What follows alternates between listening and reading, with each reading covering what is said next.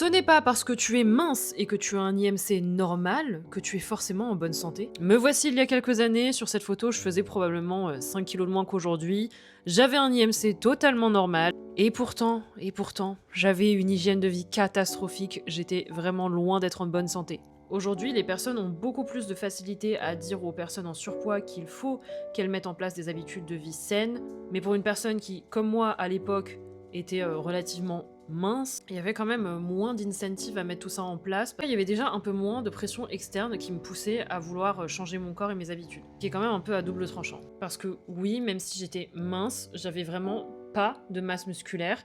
J'avais une masse grasse qui était relativement plus importante par rapport à ma masse musculaire justement.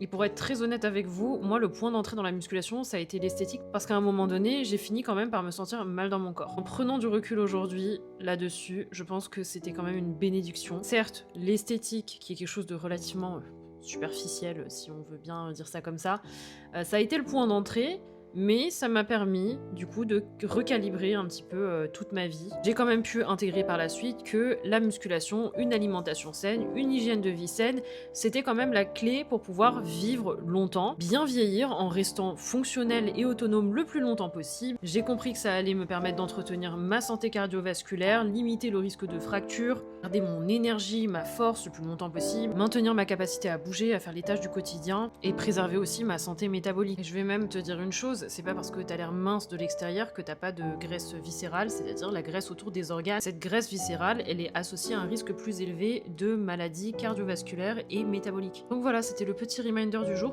Ce n'est pas parce que tu es mince que tu es en bonne santé, ce n'est pas parce que quelqu'un a un physique esthétique qu'elle est en bonne santé. En tous les cas, tu as besoin de renforcement musculaire, d'une alimentation saine et d'une bonne hygiène de vie pour slay longtemps. Abonne-toi, bisous!